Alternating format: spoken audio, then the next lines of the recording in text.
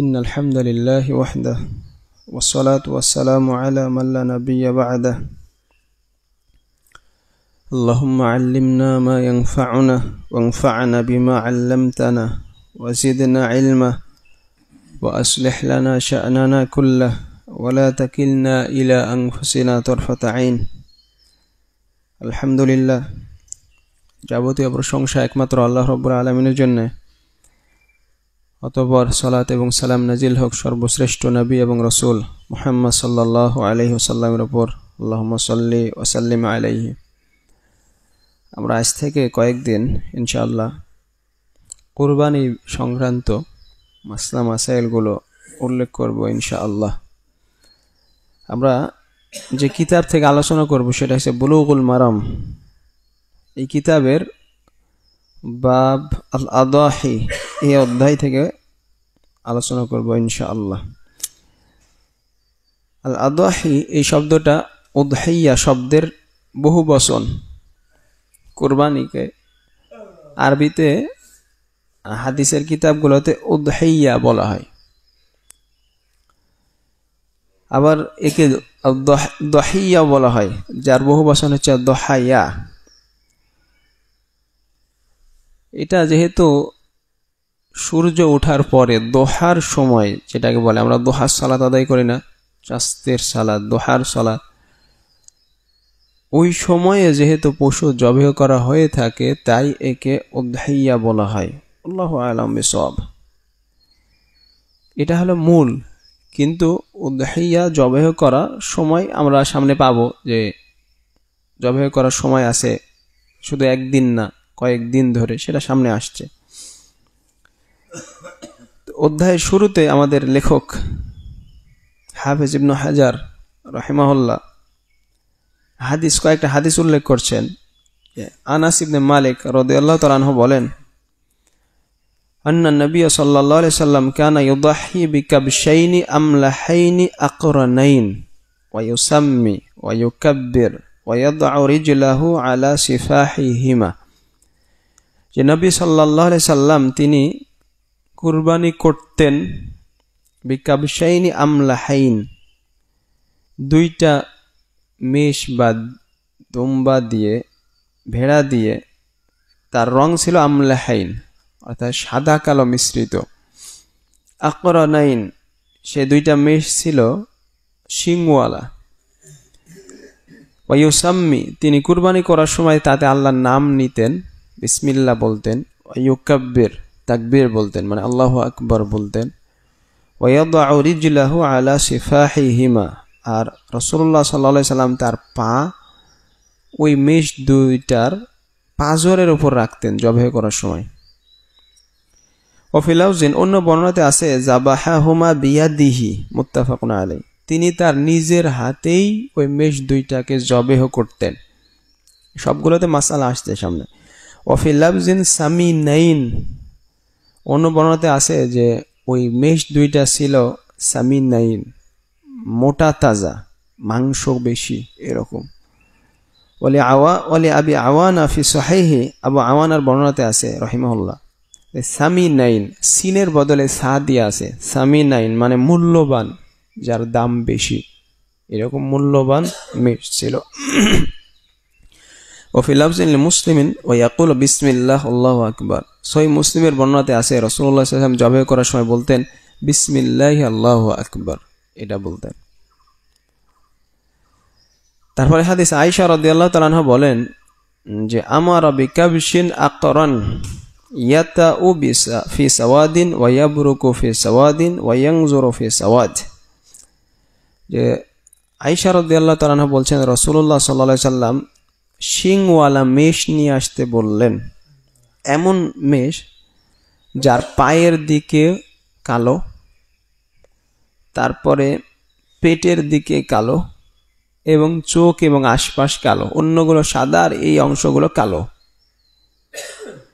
ফাউতিয়া বিহিল ইউদাহিয়া, সেই মেষকে আনা হলো কুরবানি করার জন্য। রাসূলুল্লাহ সাল্লাল্লাহু আলাইহি ওয়াসাল্লাম বললেন, ইয়া আয়েশা হালুমিল মুদিয়া,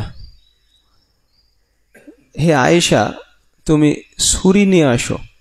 তারপরে বললেন যে আশহাইজিহা বিহাজার, তুমি পাথর দিয়ে ঘষে সেটাকে ধারালো করো। তো আয়েশা রাদিয়াল্লাহু তাআলা আনহা সেটা করলেন। তারপরে সেই ছুরি নিলেন এবং মেষ নিলেন। ফাদজাআহু সুম্মা যাবাহাহু, তারপরে সে মেষকে শুয়ে দিয়ে এক পাশ করে শুয়ে দিয়ে তিনি সেটাকে জবেহ করলেন আর বললেন বিসমিল্লাহ আল্লাহুম্মা তাকাব্বাল মিন মুহাম্মদ ওয়া আলি মুহাম্মদ ওয়া মিন উম্মতি মুহাম্মদ, যে আল্লাহ তুমি এটা মুহাম্মদ, তার পরিবার পরিজন এবং মুহাম্মাদের উম্মত সাল্লাল্লাহু আলাইহি সাল্লাম, তার উম্মতের পক্ষ থেকে এটা কবুল করো। সুম্মা দাহা বিহি, তারপর তিনি সেটা জবেহ করলেন। তারপরে হাদিস, আবু হুরায়রা রাদিয়াল্লাহু তাআলা আনহু বলেন রাসূলুল্লাহ সাল্লাল্লাহু আলাইহি সাল্লাম বলেছেন, মান কানা লাহু সাআহ ওয়া লাম ইউদাহি ফালা ইয়াকরাবান্না মুসাল্লানা, রাওয়াহু আহমদ ইবনে মাজাহ।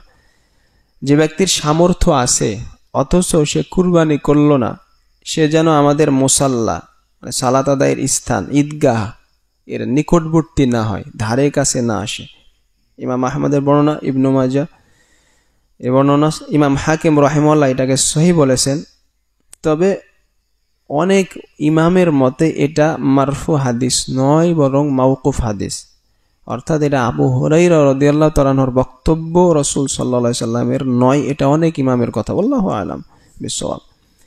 তারপরে হাদিস, জুনদুব ইবনে সুফিয়ান বলেন যে আমি রাসূলুল্লাহ সাল্লাল্লাহু আলাইহি ওয়াসাল্লামের সাথে কুরবানিতে ছিলাম।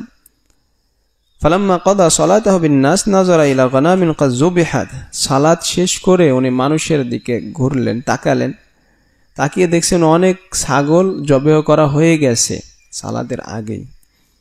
রাসূলুল্লাহ সাল্লাল্লাহু আলাইহি ওয়াসাল্লাম বলেন, মান যাবাহা ক্বাবলা সালাহ ফালিয়াযবাহ শাতান মাকানাহা ওয়া মান লাম ইয়াকুন যাবাহা ফালিয়াযবাহ আলা ইসমিল্লাহ, মুত্তাফাকুন আলাইহি।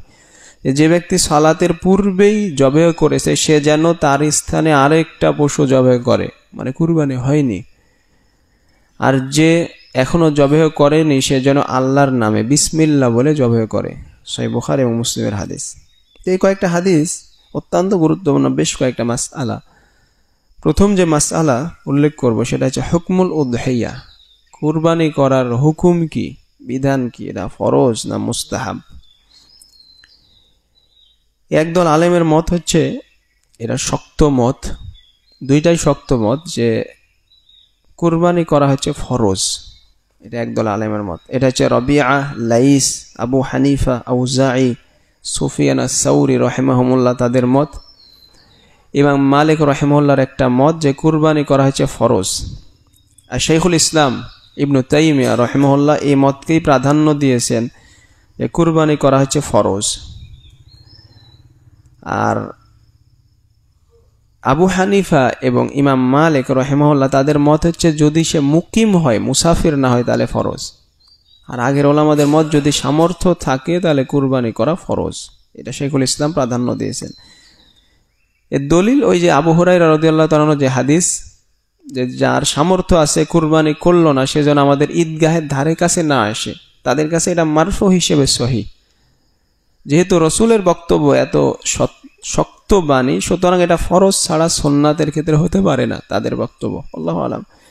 তারপর জুনদুব রাদিয়াল্লাহু তাআলা যে হাদিস, যে রাসূল সাল্লাল্লাহু আলাইহি ওয়াসাল্লাম ঈদের সালাত আদায় করে দেখলেন কিছু পশু জবেহ করা হয়ে গেছে, উনি বললেন যে আগেই করেছে সেজন্য আবার করে, তার মানে কুরবানি হয়নি, তার ফরজ দায়িত্ব পালন হয়নি, আল্লাহু আ'লাম। তারা বেশ কিছু আরো দলিল পেশ করেছেন যে কুরবানি করা ফরজ। আর জমহুর আলেম, অধিকাংশ আলেমদের মত হচ্ছে কুরবানি করা মুস্তাহাব, কিন্তু এটা সুন্নাতে মুআক্কাদা, অত্যন্ত তাগিদ আছে। এটা হচ্ছে সাঈদ ইবনে মুসাইয়িব, আতা, আলকামা, আসওয়াদ, মালিক, শাফিঈ, আহমদ, ইসহাক, আবু ইউসুফ, আবু সাউর আল মুজানি, দাউদ রাহিমাহুল্লাহ এবং ইবনুল মুনজির রাহিমাহুমুল্লাহ তাদের মতে কুরবানি করা হচ্ছে সুন্নাহ, তবে সুন্নাতে মুআক্কাদা। তাদের দলিল কি, সুন্নাত হবার দলিল কি? সহিহ মুসলিমে হাদিস আছে, নবী সাল্লাল্লাহু আলাইহি ওয়াসাল্লাম বলছেন, ইজা দাখালাতিল আশর ওয়া আরাদা আহাদুকুম আইয়ুদাহিয়া, যখন জিলহজের প্রথম দশক উপস্থিত হয়, ওয়া আরাদা আহাদুকুম আইয়ুদাহিয়া, আর তোমাদের কেউ কুরবানি করতে চায়, নিজের ইচ্ছা বলছেন, তোমাদের কেউ যদি কুরবানি করতে চায়, ফালা ইয়ামাসসা মিন শা'রিহি শাইআন, সে যেন তার চুল স্পর্শ না করে, মানে চুল না কাটে। এখানে কুরবানি তার নিজের ইচ্ছার সাথে সম্পৃক্ত করা হয়েছে, যে যদি কুরবানি করতে চায় তাহলে সে চুল কাটবে না, নখ কাটবে না, আর যদি কুরবানি করতে না চায় তাহলে পারে। তার মানে বোঝা যাচ্ছে কুরবানি করা ঐচ্ছিক। কিন্তু অন্য দলিলগুলোর মাধ্যমে বোঝা যায় যে কুরবানি করার গুরুত্ব আছে। আল্লাহু আ'লাম বিসওয়াব, সঠিক মত হচ্ছে এটাই যে কুরবানি করা সুন্নাহ, তবে সুন্নাতে মুআক্কাদা। শেখ মুহাম্মদ ইবনে সালেহ আল উসাইমিন রাহিমাহুল্লাহ বলেন যে তার মাজমু ফাতোয়া 2 নম্বর খণ্ডে 661 পৃষ্ঠায় যে আল উদহিয়া সুন্নাতু মুআক্কাদা লিল কাদির আলাইহা ফায়ুদহি আল ইনসানু আন নাফসি ওয়া আহলি বাইতি। কুরবানি করা হচ্ছে সুন্নাতে মুআক্কাদা, কার জন্য? লিল কাদির আলাইহা, যে কুরবানি করার সামর্থ্য রাখে তার জন্য। তো মানুষ তার নিজের পক্ষ থেকে আর পরিবার পরিজনের পক্ষ থেকে কুরবানি করবে। আর আরেকটা দলিল আছে যে আবু বকর এবং ওমর রাদিয়াল্লাহু তাআলা আনহু নিজে তারা সামর্থ্য থাকার পরেও মাঝে মাঝে কুরবানি করতেন না, সহিহ বর্ণনা, যাতে মানুষজন বুঝতে পারে যে কুরবানি করা ফরজ নয়। আল্লাহু আ'লাম, এটাই সঠিক। তবে যেহেতু অনেক আলেমদের মত, বিশেষ করে শেখুল ইসলাম রাহিমাহুল্লাহর মতো গবেষক আলেমদের মত কুরবানি করা ফরজ, সুতরাং যা সামর্থ্য আছে কুরবানি করা ছাড়বেন না, যেহেতু অত্যন্ত গুরুত্বপূর্ণ। আল্লাহ আমাদের সবাইকে বোঝার তৌফিক দান করুন। আল্লাহুম্মা আমিন। সুবহানাকাল্লাহুম্মা ওয়া বিহামদিক, আশহাদু আল্লা ইলাহা ইল্লা আনতা, আস্তাগফিরুকা ওয়া আতুবু ইলাইক। আসসালামু আলাইকুম ওয়া রাহমাতুল্লাহি ওয়া বারাকাতুহু।